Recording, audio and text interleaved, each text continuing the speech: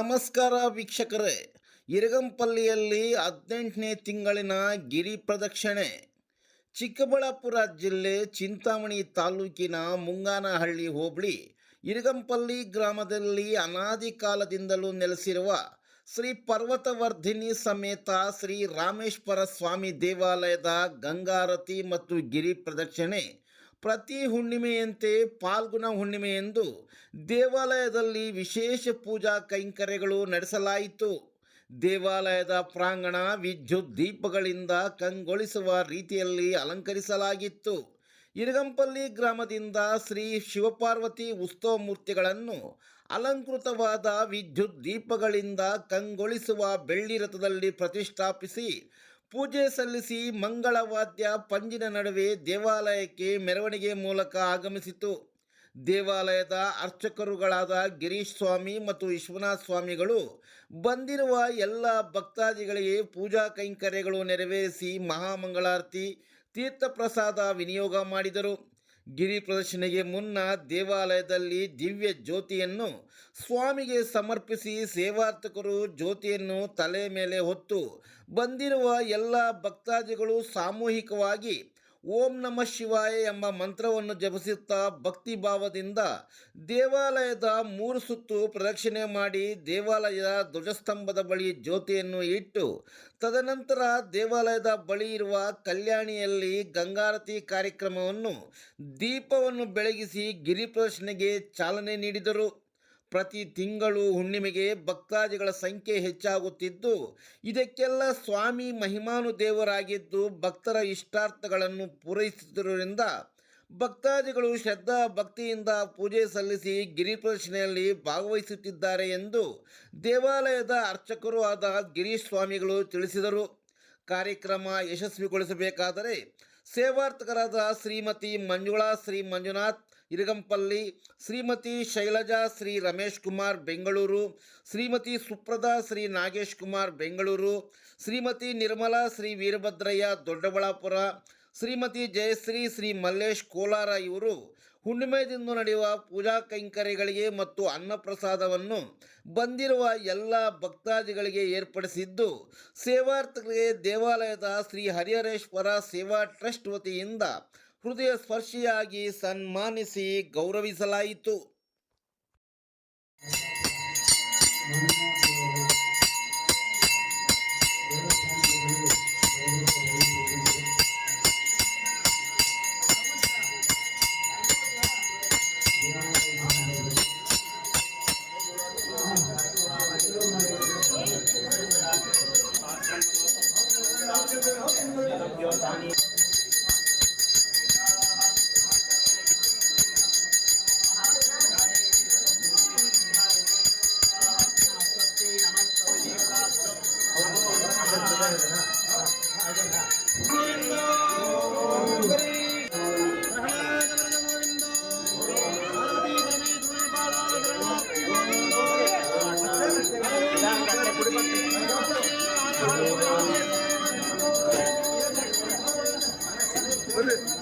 ಓಂ ನಮಃ ಶಿವಾಯ.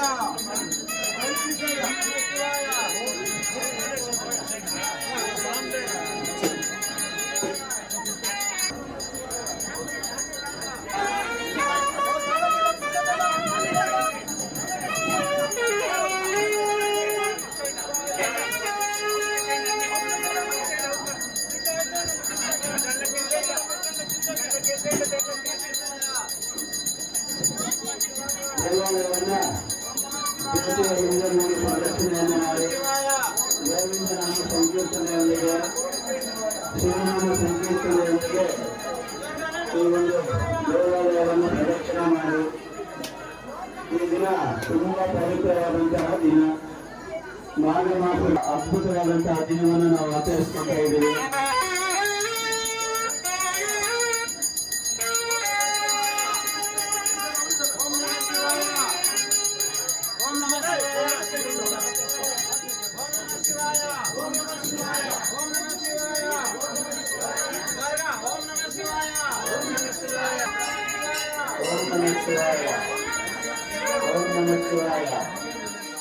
ओम नमः शिवाय। ओम नमः शिवाय।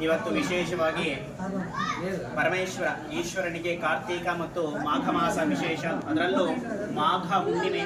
ಇವತ್ತು ವಿಶೇಷವಾಗಿ ವಿದ್ಯಾರಂಭ ಮಾಡುವಂಥವರು, ವಿದ್ಯಾಭ್ಯಾಸ ಮಾಡೋರಿಗೆ ವಿಶೇಷವಾದಂತಹ ನಕ್ಷತ್ರದಲ್ಲೂ ಅದರಲ್ಲೂ ಪೌರ್ಣಮಿ ಅನ್ನುವಂಥದ್ದು ಬಂದಿದೆ.